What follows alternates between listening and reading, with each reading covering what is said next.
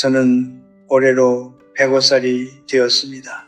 한 세기를 넘게 살아오면서 수많은 탄생과 죽음을 지켜보았고 수많은 가정이 웃음으로 시작해 침묵으로 끝나는 것을 목격했습니다. 그 긴 세월 동안 제가 가장 많이 들었던 질문이 하나 있습니다. 교수님, 저는 사위에게 최선을 다했는데 왜 딸이 점점 멀어지는 걸까요? 처음 이 질문을 들었을 때 저는 단순한 오해나 불운 때문이라고 생각했습니다. 그러나 수십 년이 흐르고 비슷한 이야기를 수백 번 반복해서 들은 뒤에야 깨달았습니다. 이것은 불운이 아닙니다. 이것은 하나의 법칙입니다. 제가 아는 한 여인이 있었습니다. 그녀는 평생을 딸을 위해 살았고 딸이 결혼한 뒤에는 사위를 위해서도 살았습니다. 밥상을 차려주었고 명절마다 봉투를 건넸으며 사위가 힘들다 하면 한달음에 달려갔습니다.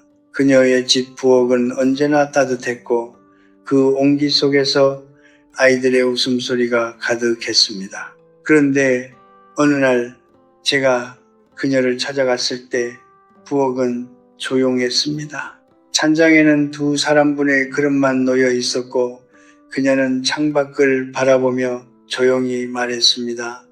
딸이 요즘 바쁜가 봐요. 한 달째 연락이 없네요. 그 목소리에는 원망도 분노도 없었습니다. 그저 이해할 수 없다는 담담함만이 남아 있었습니다. 그녀가 나쁜 사람이어서가 아니었습니다. 그녀는 누구보다 선하고 누구보다 헌신적이었습니다. 그러나 바로 그 헌신이 문제였습니다. 저는 여러분께 오늘 불편한 진실 하나를 말씀드리려 합니다. 사위에게 잘해줄수록 딸과 가까워진다는 생각, 그것은 착각입니다. 아니, 그것은 우리가 얼마나 인간의 본성을 이상적으로만 바라보고 있는지를 보여주는 증거입니다. 인간은 감사로 반응하도록 설계된 존재가 아닙니다. 인간은 적응으로 반응하도록 설계된 존재입니다. 오늘 받은 것이 내일은 당연해지고 모레는 부족하게 느껴집니다. 이것은 그 사람이 나쁜 사람이기 때문이 아닙니다. 이것은 인간이라는 존재의 구조 자체입니다. 저는 이 사실을 받아들이는데 오랜 시간이 걸렸습니다. 젊은 시절에 저도 인간은 선의의 선의로 답한다고 믿었습니다. 그러나 나이 70이 넘어서야 그리고 90을 지나서야 비로소 알게 되었습니다. 선의는 경계 없이 뿌려질 때 꽃이 되는 것이 아니라 짐이 됩니다. 여러분, 혹시 이런 경험이 있으십니까? 오랫동안 한 사람을 위해 희생했는데 그 사람이 당신의 희생을 더 이상 특별하게 여기지 않는다고 느낀 적이 있습니까? 혹은 그토록 잘해줬는데 상대방이 오히려 당신을 불편해한다는 인상을 받은 적이 있습니까? 그것은 당신이 부족해서가 아닙니다. 그것은 당신이 멈추지 않았기 때문입니다. 강물이 끊임없이 흘러들어오면 못은 아름다운 연못이 되는 것이 아니라 범람합니다. 관계도 마찬가지입니다. 아무리 맑고 따뜻한 물이라도 넘쳐 흐르면 주변을 잠기게 만듭니다. 저는 오늘 이 이야기를 단지 경고로 드리는 것이 아닙니다. 저는 여러분께 다른 길을 보여드리고 싶습니다.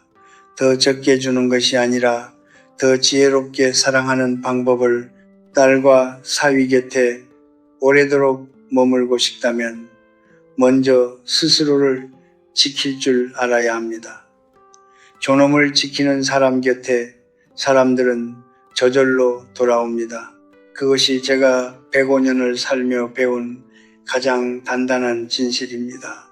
오늘 저는 여러분께 5가지 이유를 말씀드릴 것입니다. 왜 노년의 사위와 지혜로운 거리를 유지해야 하는지, 이것은 냉정함의 관한 이야기가 아닙니다. 이것은 사랑을 오래 지속시키는 기술에 관한 이야기입니다. 저는 오랫동안 한 가지 믿음을 붙들고 살았습니다. 잘해주면 잘 돌아온다는 믿음, 베풀면 감사가 따라온다는 믿음. 그러나 90을 넘기고 나서 저는 그 믿음이 얼마나 인간의 본성을 모르는 낭만이었는지를 깨달았습니다. 인간은 받는 것에 적응합니다. 그리고 적응한 뒤에는 그것이 없어질 때 비로소 그것을 인식합니다. 감사로서가 아니라 박탈감으로써 제 젊은 시절 제자 중에 한 명이 있었습니다. 똑똑하고 성실한 청년이었는데 결혼 후 장인어른과 장모님께서 그 모든 것을 해결해 주었습니다. 집을 마련할 때도 장모님이 먼저 나섰고 아이가 태어났을 때도 장모님이 살림을 도맡았으며 명절이면 두둑한 봉투가 어김없이 건네졌습니다. 처음 몇 년은 그 제자도 진심으로 감사했습니다. 저에게 찾아와서 장모님이 없었으면 이 삶이 불가능했을 거예요 라고 말하기도 했습니다. 그런데 세월이 흘렀습니다. 장모님이 건강이 나빠져 더 이상 예전처럼 해드리기가 어려워졌습니다. 그러자 그 제자는 서서히 불만을 품기 시작했습니다. 직접 말하지는 않았지만 그의 아내, 그러니까 장모님의 딸에게 이런 말을 했다고 합니다. 요즘 어머니가 예전 같지 않으시네. 그 한마디 안에 얼마나 많은 것이 담겨 있는지 저는 그 이야기를 전해 들었을 때 가슴이 무거워졌습니다. 그것은 서운함이 아니었습니다. 그것은 당연함이 깨졌을 때 나오는 반응이었습니다. 인간의 뇌는 반복되는 자극에 무감각해지도록 설계되어 있습니다. 심리학자들은 이것을 쾌락 적응이라고 부릅니다. 처음 먹는 음식은 맛있습니다. 그러나 매일 같은 음식을 먹으면 어느 순간 그것은 그냥 끼니가 됩니다. 사랑도 친절도 희생도 마찬가지입니다. 처음에는 감동이 됩니다. 그러나 그것이 멈추지 않고 계속되면 어느 순간 그것은 공기처럼 당연한 것이 됩니다. 공기가 있을 때 우리는 공기에 감사하지 않습니다. 공기가 사라졌을 때 비로소 그 소중함을 압니다. 그리고 그 깨달음은 언제나 너무 늦게 옵니다. 더 깊이 들여다보면 끝없는 호의에는 또 다른 함정이 숨어 있습니다. 그것은 상대방에게 보이지 않는 빚을 지우는 일입니다. 인간은 빚진 감정을 오래 견디지 못합니다. 누군가에게 계속 받기만 한다는 느낌은 처음에는 따뜻하지만 시간이 지날수록 불편해집니다. 그 불편함을 해소하는 가장 쉬운 방법은 무엇일까요? 주는 사람을 멀리하는 것입니다. 의식적으로 그러는 것이 아닙니다. 그저 그 사람 곁에 있으면 마음이 무겁기 때문에 자연스럽게 발걸음이 뜸해지는 것입니다. 장모님께서 딸을 잃어버리는 것은 딸이 나쁜 사람이라서가 아닙니다. 딸이 그 무게를 감당하기 힘들어졌기 때문입니다. 저는 지금 여러분께 차갑게 살라고 말씀드리는 것이 아닙니다. 베풀지 말라고 말씀드리는 것도 아닙니다. 저는 다만 이것을 말씀드리고 싶습니다. 진짜 사랑은 주는 것만으로 완성되지 않습니다. 진짜 사랑은 언제 멈출지를 아는 것, 그리고 상대방이 스스로 원해서 다가오게 만드는 힘을 기르는 것입니다. 꽃을 피우고 싶다면 매일 물을 주어야 합니다. 그러나 너무 많은 물은 뿌리를 썩게 만듭니다. 사랑도 과하면 관계의 뿌리를 썩힙니다. 호의에는 눈금이 필요합니다. 그것은 인색함이 아닙니다. 그것은 지혜입니다. 105년을 살아온 제가 여러분께 드릴 수 있는 가장 솔직한 말은 이것입니다. 덜 주되 더 오래 곁에 있으십시오. 한꺼번에 다 쏟아붓지 마십시오. 관계는 저수지와 같습니다. 조금씩 꾸준히 때로는 가물기도 하면서 그렇게 오래 유지되는 것입니다. 제가 40살이었을 때 저는 존경받는 사람과 사랑받는 사람이 다르다는 것을 처음으로 진지하게 생각했습니다. 그 전까지는 두 가지가 같은 것이라고 믿었습니다. 잘해주면 사랑받고 사랑받으면 존경받는다고. 그러나 살면서 저는 그 두 가지가 전혀 다른 뿌리에서 자란다는 것을 알게 되었습니다. 사랑은 가까움에서 옵니다. 그러나 존경은 거리에서 옵니다. 그리고 노년의 행복은 사랑받는 것보다 존경받는 것에 훨씬 더 깊이 뿌리를 두고 있습니다. 저는 젊은 시절 유럽에서 공부하며 한 노얼 교수를 만난 적이 있습니다. 그분은 학생들에게 더없이 따뜻했지만 동시에 결코 넘을 수 없는 선이 있었습니다. 그 선은 차갑지 않았습니다. 말로 설명되지 않았습니다.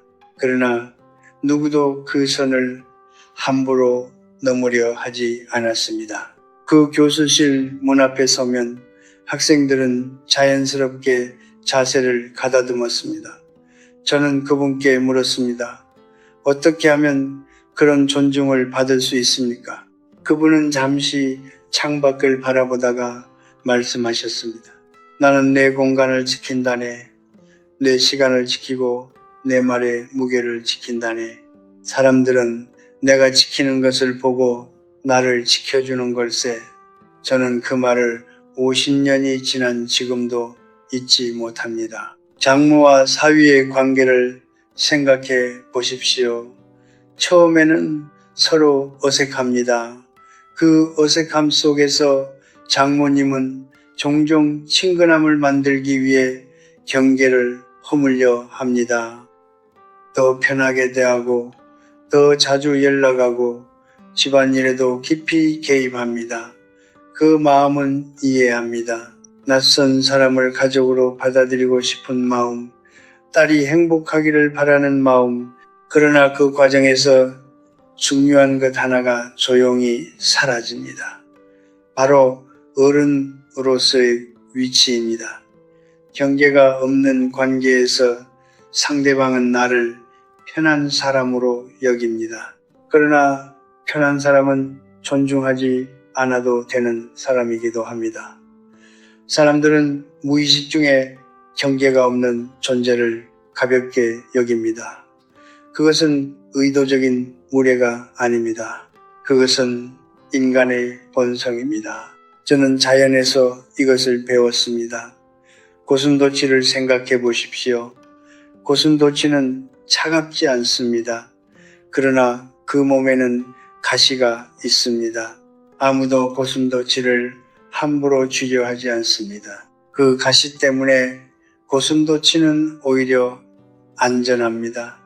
그리고 고슴도치끼리는 서로 적당한 거리를 유지하며 온기를 나눕니다. 너무 가까우면 서로의 가시에 찔리고 너무 멀면 추위 속에 혼자가 됩니다. 관계의 지혜는 바로 그 거리를 찾는 데 있습니다. 따뜻하되 가시를 잃지 않는 것, 그것이 품위입니다. 사위가 장모님을 대하는 태도는 장모님이 스스로를 어떻게 대하느냐에서 결정됩니다. 장모님이 스스로의 시간을 소중히 여기지 않으면 사위도 그 시간을 소중히 여기지 않습니다. 장모님이 자신의 말에 무게를 두지 않으면 사위도 그 말에 귀 기울이지 않습니다. 장모님이 언제든 부를 수 있는 사람처럼 행동하면 사위는 언제든 불러도 되는 사람으로 인식합니다. 이것은 서운한 이야기가 아닙니다. 이것은 관계의 작동 방식입니다. 사람들은 상대방이 스스로에게 부여하는 가치만큼 그 사람을 대합니다. 저는 95살에 한 가지 결심을 했습니다. 더 이상 먼저 연락하지 않겠다는 것이 아니라 나 자신의 리듬을 지키겠다는 결심이었습니다. 아침은 나를 위한 시간으로 남겨두고 누군가의 부탁에 무조건 응하지 않으며 내 생각을 말할 때는 천천히 그러나 분명하게 말하겠다는 것, 그 결심 이후로 이상한 일이 일어났습니다. 사람들이 저를 더 조심스럽게 대하기 시작했습니다. 더 귀 기울여 들었습니다. 제가 더 강해진 것이 아니었습니다. 저는 그저 제 자신의 경계를 되찾은 것뿐이었습니다. 경계는 벽이 아닙니다. 경계는 내가 어디서 시작하고 어디서 끝나는지를 알려주는 윤곽선입니다. 그 윤곽선이 뚜렷한 사람에게 사람들은 본능적으로 존중을 보냅니다.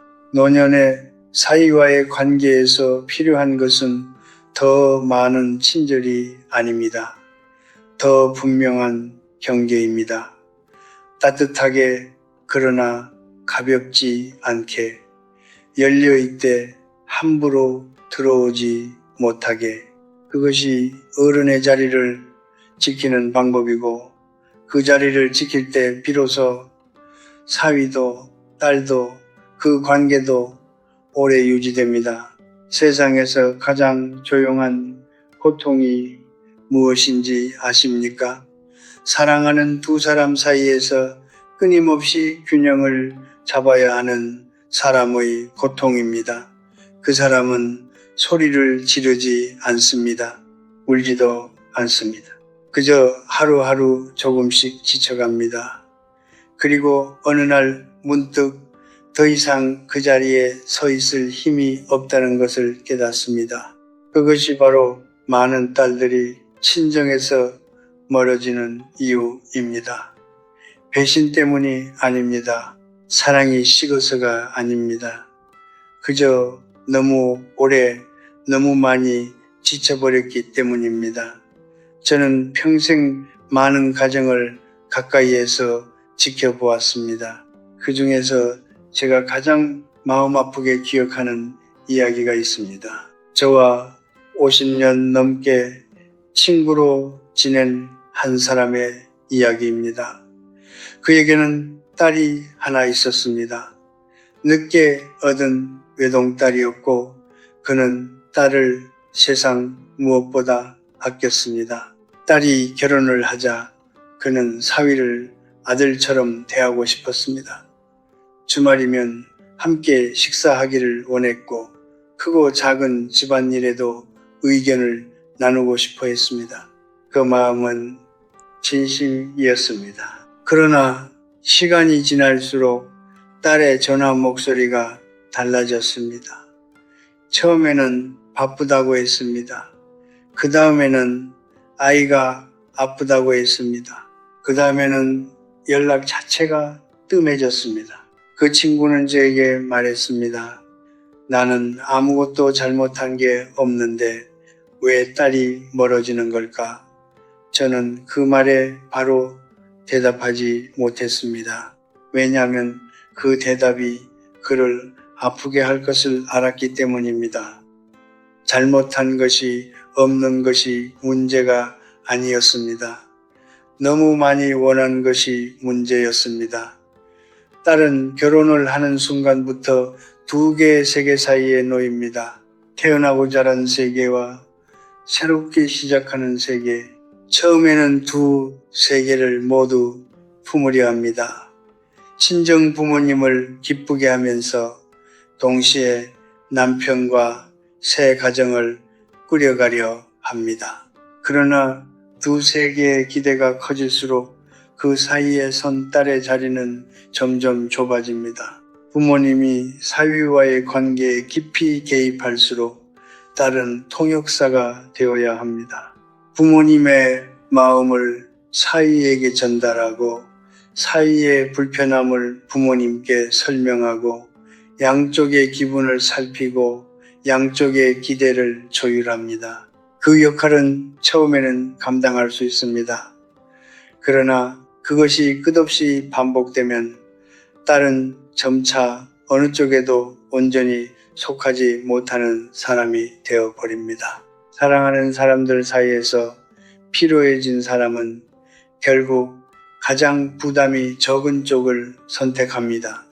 그리고 그것은 대부분 친정이 아닙니다. 인간관계에는 눈에 보이지 않는 에너지 균형이 있습니다. 어떤 관계에서 에너지를 쏟은 것보다 돌아오는 것이 적다고 느낄 때 사람은 본능적으로 그 관계에서 조금씩 물러납니다. 딸에게 친정이 에너지를 요구하는 공간이 되어버릴 때 딸은 무의식적으로 그 공간을 피하게 됩니다. 그것은 딸의 잘못이 아닙니다. 그것은 인간이 자신을 보호하는 방식입니다. 그리고 그 과정에서 부모님은 영문을 모른 채 혼자 남겨집니다.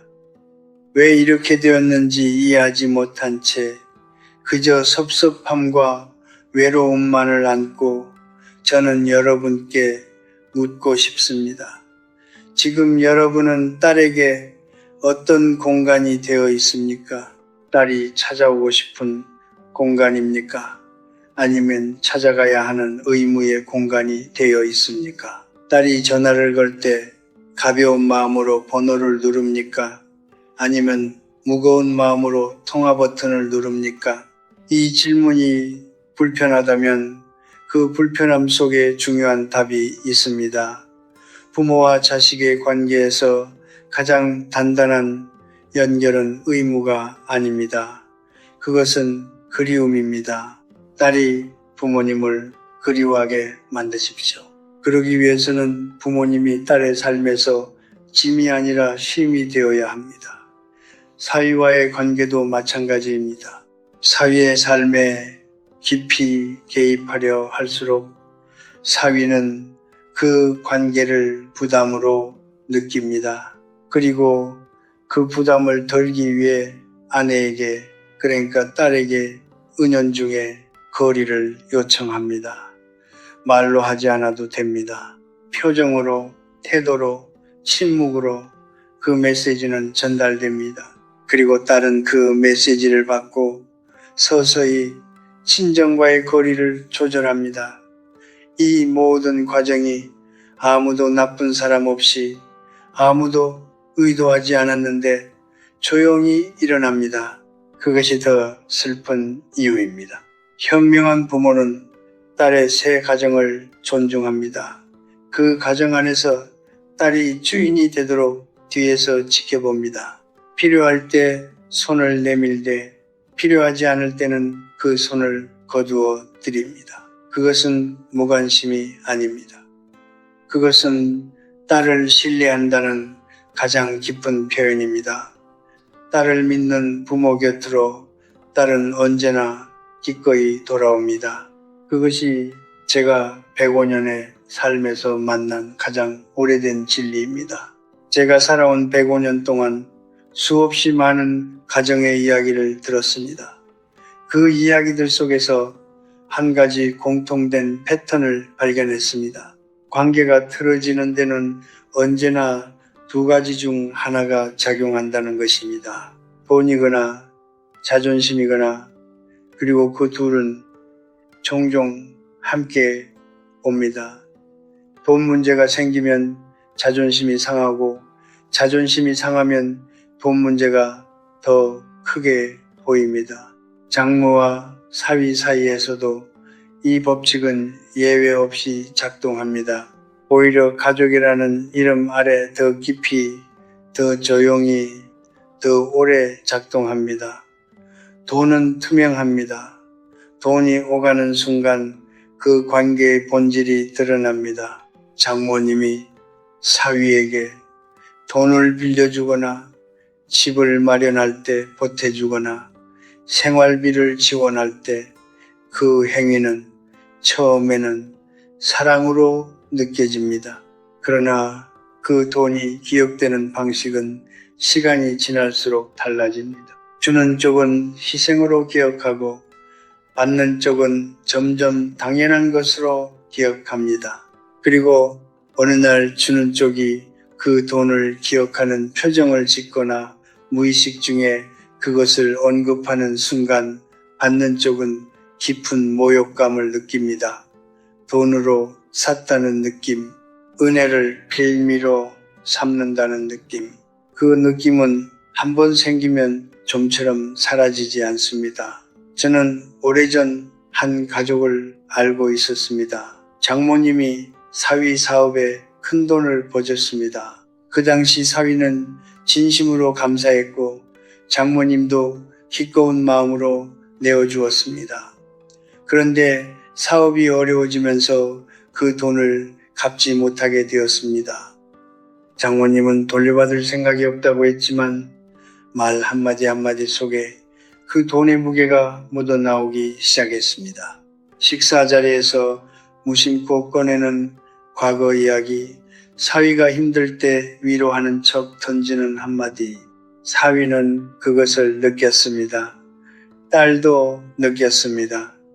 그리고 그 가족은 서서히 아무 큰 싸움도 없이 멀어졌습니다. 마지막에는 명절에도 오지 않았습니다. 장모님은 끝까지 이유를 알지 못했습니다. 그러나 저는 알았습니다. 그것은 돈의 문제가 아니었습니다. 그것은 돈이 관계 안으로 들어왔을 때 그 관계가 더 이상 순수하지 않게 된 것의 문제였습니다. 이것이 네 번째 이유입니다. 금전과 살림이 얽히는 순간 관계는 계산의 언어로 바뀝니다. 그리고 한번 계산의 언어로 바뀐 관계는 다시 사랑의 언어로 돌아오기 어렵습니다. 그렇다면 어떻게 해야 합니까? 가능하다면 돈을 관계 밖에 두십시오. 도움을 주고 싶다면 흔적이 남지 않는 방식으로 주십시오. 그리고 한 번 준 것은 마음속에서도 지우십시오. 기억하는 순간 그것은 이미 청구서가 됩니다. 이제 다섯 번째 이유를 말씀드릴 차례입니다. 그리고 이것이 오늘 제가 드리는 이야기 중에서 가장 중요한 것입니다. 부모가 자기 중심을 지키고 품위를 잃지 않을 때 관계는 가장 오래 갑니다. 저는 오래 살면서 이것을 수없이 확인했습니다. 자식이 가장 오래 곁에 머무는 부모는 가장 많이 해준 부모가 아니었습니다. 스스로 가장 충만하게 살아가는 부모였습니다. 자기 삶이 있는 부모, 자기 즐거움이 있는 부모, 자식에게 기대지 않아도 되는 부모, 그런 부모 곁에 자식들은 부담 없이 그리고 기꺼이 돌아옵니다. 생각해 보십시오. 여러분이 누군가의 집을 방문할 때 어떤 집에 더 자주 가고 싶습니까? 갈 때마다 무거운 기대를 느끼는 집입니까? 아니면 들어서는 순간 편안하고 따뜻한 공기가 느껴지는 집입니까? 부모님의 집이 후자가 되려면 무엇이 필요합니까? 부모님 자신이 그 집 안에서 행복해야 합니다. 부모님이 외로움을 자식으로 채우려 하지 않고 자신만의 루틴과 기쁨과 관계를 가지고 있어야 합니다. 그럴 때 그 집은 의무가 아니라 쉼터가 됩니다. 그리고 사람들은 쉼터에는 자주 갑니다. 저는 90이 넘어서부터 매일 아침 1시간을 걷습니다. 좋아하는 책을 읽고 오래된 음악을 듣고 가끔 혼자 조용히 차를 마십니다. 누군가 연락을 주면 반갑게 받지만 연락이 없어도 제 하루는 충분히 채워져 있습니다. 처음에는 그것이 고독처럼 느껴졌습니다. 그러나 이제는 압니다. 그것은 고독이 아니라 자유입니다. 그리고 그 자유가 저를 누구에게도 짐이 되지 않게 만듭니다. 짐이 되지 않는 사람 곁으로 사람들은 가까이 옵니다. 그것이 역설입니다. 덜 필요로 할수록 더 많이 필요로 받게 됩니다. 덜 의지할수록 더 많이 의지받게 됩니다. 품위는 화려함이 아닙니다. 품위는 자기 자신을 소중히 여기는 태도입니다. 아침에 일어나 단정히 옷을 입는 것, 말을 함부로 하지 않는 것, 무너지고 싶을 때도 무너지지 않는 것, 도움을 구할 때도 구걸하지 않는 것, 그 작고 조용한 태도들이 모여 한 사람의 품위가 됩니다. 그리고 그 품위가 있는 사람 곁에 사람들은 오래 머뭅니다. 사위도, 딸도, 손자도 품위 있는 노년은 가족에게 부담이 아니라 기준이 됩니다. 어떻게 나이 들어야 하는지를 몸으로 보여주는 사람, 그것이 가족 안에서 가장 오래, 가장 깊이 기억되는 어른의 모습입니다. 노년의 가장 큰 힘은 근육이 아닙니다. 재산도 아닙니다. 그것은 스스로 충만한 삶을 사는 능력입니다. 그 능력을 가진 사람은 아무것도 잃지 않습니다. 오히려 모든 것이 그 사람 곁으로 돌아옵니다. 저는 오늘 아침에도 창문을 열고 하늘을 바라보았습니다. 105년을 살아오면서 저는 매일 아침 하늘을 봅니다. 젊었을 때는 그 하늘이 도전처럼 느껴졌습니다. 무언가를 이루어야 한다는 압박처럼. 중년에는 그 하늘이 무겁게 느껴졌습니다. 책임과 의무와 걱정이 구름처럼 드리웠습니다. 그러나 지금 이 나이에 바라보는 하늘은 그저 하늘입니다. 아름답고 넓고 조용합니다. 그리고 저는 그 조용함 속에서 비로소 한 가지를 완전히 이해했습니다. 삶에서 가장 어려운 일은 무언가를 얻는 것이 아니라 무언가를 내려놓는 것이라는 사실을 오늘 저는 여러분께 5가지 이유를 말씀드렸습니다.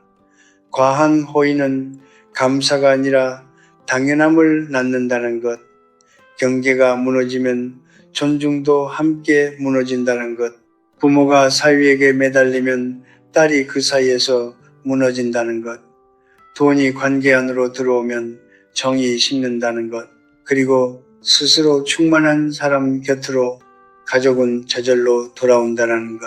이 5가지는 서로 다른 이야기처럼 보이지만 뿌리는 하나입니다. 사랑은 붙잡는 것으로 완성되지 않는다는 것. 사랑은 때로 손을 놓을 줄 아는 것으로 완성됩니다. 저는 젊은 시절 어머니를 일찍 여의었습니다.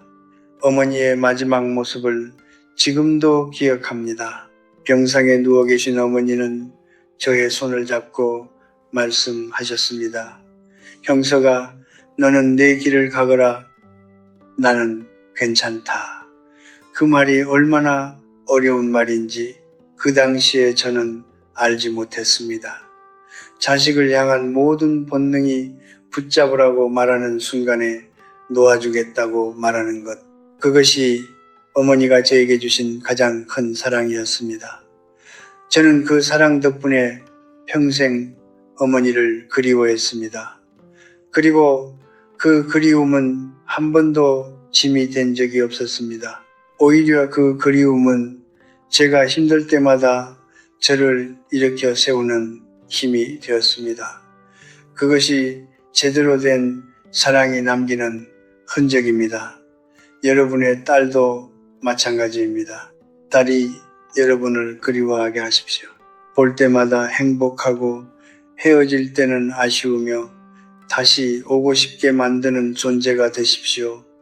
그러기 위해서는 딸이 찾아올 때 여러분이 충분히 괜찮아야 합니다. 외롭다는 표정을 숨기라는 것이 아닙니다. 외로움을 딸에게 해결해 달라고 요청하지 말라는 것입니다. 여러분의 외로움은 여러분이 책임져야 할 감정입니다. 딸이 채워주어야 할 빈자리가 아닙니다. 그 구분이 되는 순간 관계가 달라집니다. 사위에 대해서도 마지막으로 한 말씀 드리겠습니다. 사위는 여러분의 아들이 아닙니다. 그것을 인정하는 것이 냉정함이 아닙니다. 그것이 현실입니다. 그리고 그 현실을 받아들일 때 오히려 더 아름다운 관계가 가능해집니다. 사위에게 아들의 역할을 기대하지 않으면 사위는 부담 없이 좋은 사위가 될 수 있습니다. 기대가 낮은 곳에서 감사는 쉽게 표현합니다. 기대가 높은 곳에서는 실망만이 자랍니다. 사위를 아들처럼 대하려 하지 말고 딸이 선택한 사람으로 존중하십시오. 그것만으로도 충분합니다. 그리고 그것이 딸에게 줄 수 있는 가장 큰 선물입니다. 노년은 잃어가는 시간이 아닙니다. 저는 그것을 105년의 삶으로 증명하고 싶습니다. 노년은 비로소 자기 자신이 될 수 있는 시간입니다. 젊었을 때는 사회가 원하는 사람이 되어야 했습니다. 부모가 바라는 자식이 되어야 했고 직장이 원하는 직원이 되어야 했으며 자녀가 필요로 하는 부모가 되어야 했습니다. 그 모든 역할들을 내려놓고 처음으로 오롯이 자기 자신으로 살 수 있는 시간, 그것이 노년입니다. 그 시간을 두려워하지 마십시오. 그 시간을 낭비하지 마십시오. 그 시간이야말로 여러분이 평생 기다려온 자유입니다. 저는 지금도 매일 아침 걷습니다. 오래된 거리를 천천히 걸으면서 젊은 시절 그 길을 뛰어다니던 나를 떠올립니다. 그 시절에 나는 빠르게 가야 한다고 생각했습니다. 더 많이 가져야 한다고, 더 많이 이루어야 한다고. 그러나 지금의 나는 압니다. 인생은 빠르게 달리는 경주가 아니었습니다. 인생은 천천히 걸으며 주변을 바라보는 산책이었습니다. 그리고 산책은 혼자 걸어도 아름답고 함께 걸으면 더 아름답습니다. 억지로 붙잡아 끌고 가는 것이 아니라 자연스럽게 나란히 걷게 되는 것, 그것이 관계의 가장 이상적인 모습입니다. 여러분, 사랑하는 사람을 더 오래 곁에 두고 싶다면 기억하십시오. 꽉 쥔 손은 상대를 붙잡는 것이 아니라 상대를 아프게 합니다. 손을 살짝 펴십시오. 그래도 잡을 사람은 잡습니다. 그리고 그렇게 잡힌 손이 억지로 잡힌 손보다 훨씬 오래 함께 합니다. 베풀되 흔적을 남기지 마십시오. 사랑하되 거리를 지키십시오. 기다리되 기다린다는 것을 보여주지 마십시오.